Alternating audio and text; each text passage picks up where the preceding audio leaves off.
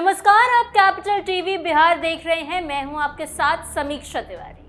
बिहार की राजनीति में एक बार फिर सत्ता, सियासत और विवाद आमने सामने खड़े दिखाई दे रहे हैं।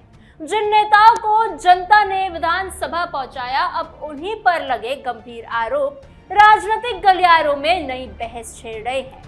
एक तरफ जमीन कब्जाने, मारपीट और फायरिंग जैसे आरोप है, तो दूसरी तरफ खुलेआम हथियार लहराने का मामला चर्चा के केंद्र में आ गया है।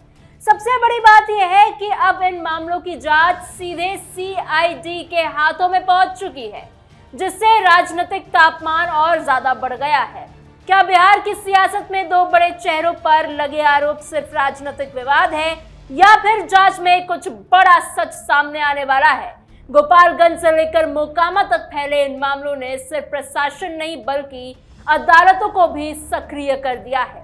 जमानत सुनवाई, सुप्रीम कोर्ट की राहत और सीआईडी की एंट्री ने पूरे घटनाक्रम को ज्यादा महत्वपूर्ण बना दिया है। आखिर क्या है आरोप, किस मोड़ पर पहुंची है जांच और क्यों बढ़ सकती है दोनों विधायकों की मुश्किलें, ये पूरी खबर हम आपको बताएंगे अपनी स्पेशल स्टोरी में। बने रहिए वीडियो के अंत तक।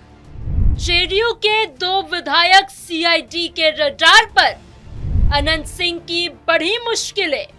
सीआईडी खंगाल लेगी पूरी घटनाक्रम की सच्चाई। बिहार की राजनीति में इन दिनों जनता दल यूनाइटेड यानी जेडीयू के दो बड़े विधायकों को लेकर बड़ी चर्चा चल रही है।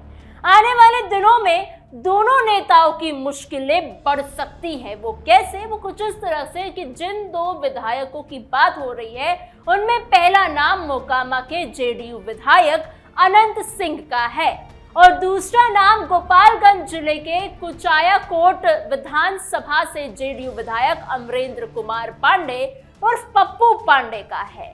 इन दोनों नेताओं से जुड़े मामलों की जांच अब बिहार सीआईडी ने अपने हाथों में ले ली है। बिहार पुलिस मुख्यालय के निर्देश के बाद सीआईडी ने दोनों मामलों की जांच शुरू कर दी है और इसके लिए डीएसपी स्तर वरिष्ठ अधिकारियों के नेतृत्व में अलग अलग टीमें भी बनाई गई हैं। बताया जा रहा है कि सीआईडी की ये टीमें गोपालगंज जिले के दर्ज दोनों मामलों की गहराई से जांच करेगी। जांच के दौरान सिर्फ शिकायतकर्ता और गवाहों के बयान ही नहीं लिए जाएंगे, बल्कि जिन विधायकों पर आरोप लगे हैं उनका पक्ष भी सुना जाएगा। इसके बाद पूरी जांच रिपोर्ट बिहार पुलिस मुख्यालय को सौंपी जाएगी।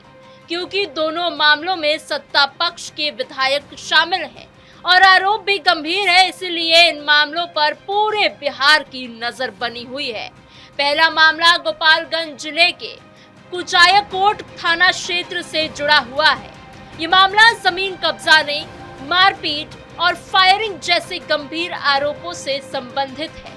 आरोप है कि करीब 16 एकड़ की बेहद कीमती जमीन पर कब्जा करने की कोशिश की गई। इस मामले में स्थानीय जेडीयू विधायक अमरेंद्र कुमार पांडे और पप्पू पांडे का नाम सामने आया है।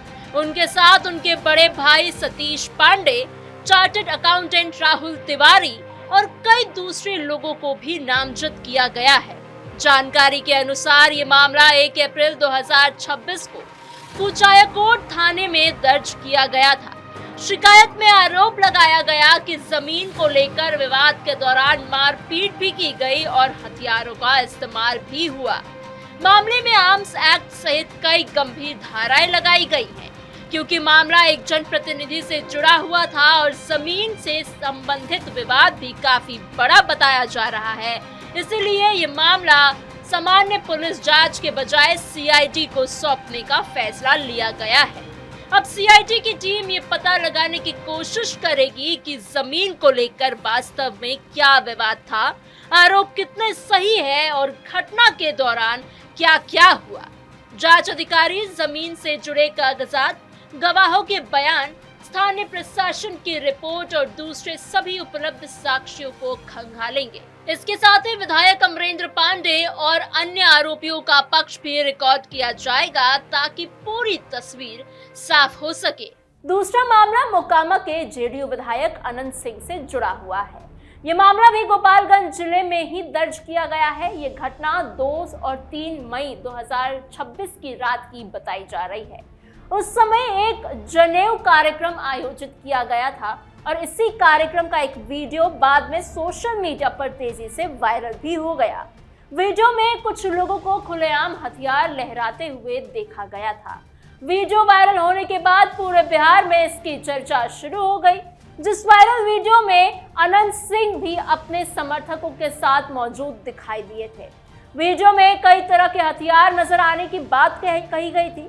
इसके बाद पुलिस ने मामले को गंभीरता से लिया और मीरगंज थाने में केस दर्ज कर लिया गया। इस मामले में मोकामा के विधायक अनंत सिंह, भोजपुरी गायक गुंजन सिंह और कुल 9 लोगों के खिलाफ आर्म्स एक्ट के तहत मुकदमा दर्ज किया गया था। अनंत सिंह बिहार की राजनीति का एक जाना पहचाना नाम है। मोकामा क्षेत्र में उनकी मजबूत पकड़ मानी जाती है और वो कई बार विधायक रह चुके हैं। हालांकि उनका राजनीतिक सफर हमेशा विवादों से घिरा रहा। पहले भी उनके खिलाफ कई मामले दर्ज हो चुके हैं और वो अक्सर सुर्खियों में बने ही रहते हैं। ऐसे में जब ये वीडियो सामने आया तो मामला और ज्यादा चर्चा में आ गया। सीआईडी अब इस पूरे प्रकरण की तकनीकी जांच भी करेगी। जांच एजेंसियां वीडियो की सत्यता, वीडियो बनाने वाले व्यक्ति, वीडियो के स्रोत और उसमें दिखाई दे रहे लोगों की पहचान की पुष्टि करेगी। इसके अलावा ये भी देखा जाएगा कि वीडियो में दिख रहे हथियार लाइसेंसी थे भी या अवैध थे। अगर वीडियो से छेड़छाड़ हुई है या नहीं, इसकी भी फॉरेंसिक जांच कराई जाएगी। बिहार पुलिस मुख्यालय के सूत्रों के अनुसार दोनों मामलों से जुड़े सभी जरूरी दस्तावेज सीआईडी को सौंप दिए गए हैं। अब जांच एजेंसी गवाहों के बयान, तकनीकी साक्ष्य, mobile data, video recording, call details और जरूरत पड़ने पर वित्तीय लेन देन यानी फाइनेंशियल ट्रांजैक्शन से जुड़े पहलुओं की भी जांच कर सकती है। जांच का मकसद सिर्फ आरोप तय करना नहीं बल्कि पूरे मामले की सच्चाई सामने लाना है। इसी बीच अनंत सिंह के मामले में अदालत की कार्रवाई भी जारी है। मई महीने में गोपालगंज न्यायालय ने अनंत सिंह को भोजपुरी गायक गुंजन सिंह की गिरफ्तारी पर तत्काल रोक लगा दी थी। अदालत ने दोनों पक्षों की दलीलें सुनने के बाद अगली सुनवाई के लिए 5 जून की तारीख तय की थी और ये सुनवाई अतिरिक्त जिला एवं सत्र न्यायाधीश तृतीय सह एमपी एमएलए कोर्ट के न्यायाधीश राजेंद्र कुमार पांडे की अदालत में हुई थी। सुनवाई के दौरान अदालत को बताया गया कि मामले से संबंधित फॉरेंसिक जांच रिपोर्ट अभी तक पेश नहीं की जा सकी है। इसी वजह से सरकार की ओर से समय मांगा गया था। अनंत सिंह को कोर्ट से राहत, 5 जून तक गिरफ्तारी पर रोक। क्या जांच में होगा बड़ा खुलासा? जेडीयू विधायक अनंत सिंह के अधिवक्ता राजेश कुमार पांडे ने उस समय कहा था कि पुलिस फॉरेंसिक रिपोर्ट कोर्ट में जमा नहीं कर सकती है, इसीलिए अग्रिम जमानत की सुनवाई को आगे बढ़ाते हुए अदालत ने 5 जून की तारीख निर्धारित की। तब तक गिरफ्तारी पर रोक भी जारी रखी गई थी। उधर सरकार की ओर से जब इस मामले को सीआईडी को सौंपने का फैसला लिया गया तो गोपालगंज पुलिस ने केस से जुड़ी सभी फाइलें बिहार सीआईडी को हैंडओवर कर दी। अब आगे की जांच पूरी सीआईडी के हाथों में है और उसकी रिपोर्ट का इंतजार किया जा रहा है। दूसरी तरफ अमरेंद्र कुमार पांडे उर्फ पप्पू पांडे के मामले में भी कानून घटनाक्रम तेजी से बदल रही हैं।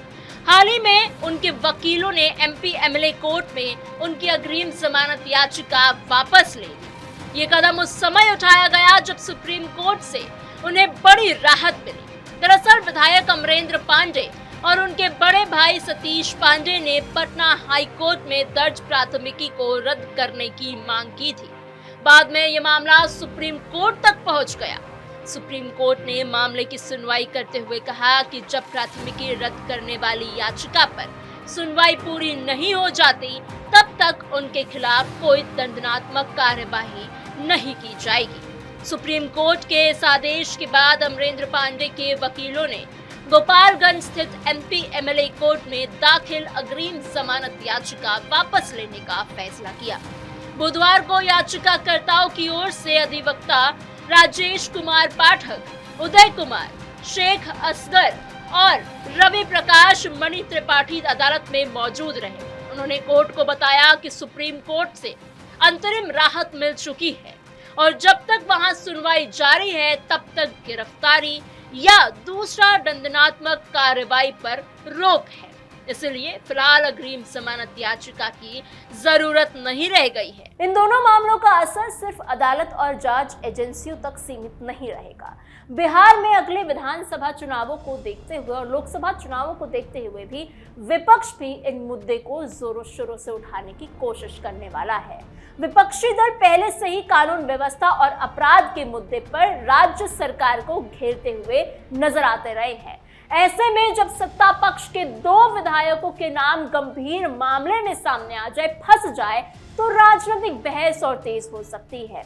हालांकि जेडीयू की ओर से अभी तक इन मामलों को लेकर कोई बड़ा आधिकारिक बयान सामने नहीं आया है। पार्टी नेताओं का कहना है कि कानून अपना काम कर रहा है और जांच पूरी होने का इंतजार किया जाना चाहिए। उनका तर्क है कि सिर्फ आरोप लग जाने से कोई भी व्यक्ति दोषी नहीं हो जाता और अंतिम सच अदालत और जांच एजेंसियों के रिपोर्ट के बाद ही सही मानी जाएगी। फिलहाल सबसे इम्पोर्टेंट बात यह है कि दोनों मामलों की जांच अब सीआईडी के हाथों में है। सीआईडी की रिपोर्ट आने के बाद ही ये स्पष्ट हो पाएगा कि आरोपों में कितनी सच्चाई है, कितना दम है और आगे क्या कानूनी कार्रवाई होगी। एक तरफ मोकामा के विधायक अनंत सिंह का हथियार लहराने वाला वायरल वीडियो से जुड़ा मामला है, तो दूसरी तरफ कुचायकोट के विधायक अमरेंद्र कुमार पांडे उर्फ पप्पू पांडे पर जमीन कब्जाने, मारपीट और फायरिंग जैसे गंभीर आरोप है। अब पूरे मामले पर बिहार की राजनीति, पुलिस प्रशासन, अदालत और आम लोगों की नजर टिकी हुई है। आने वाले दिनों में सीआईडी की जांच रिपोर्ट, अदालतों की सुनवाई और कानूनी फैसले ये तय करेंगे कि इन दोनों विधायकों की राजनीति और कानूनी राह आगे कितनी आसान या फिर कितनी मुश्किल होने वाली है। फिलहाल इतना जरूर है कि जेडीयू ने इन दोनों विधायकों के सामने चुनौतियां बढ़ती दिखाई दे रही है और पूरे मामले का सच सामने आने का इंतजार किया जा रहा है। फिलहाल इस खबर में इतना ही। आपकी इस पूरी खबर पर क्या राय है? क्या आपको लगता है कि दोनों विधायक फंस जाएंगे, गिरफ्तारी होगी या फिर इनके ऊपर से गंभीर आरोप हट सकते हैं? हमें कमेंट बॉक्स में जरूर बताइएगा। ऐसी और खबरों के लिए बने रहिए कैपिटल टीवी बिहार के साथ।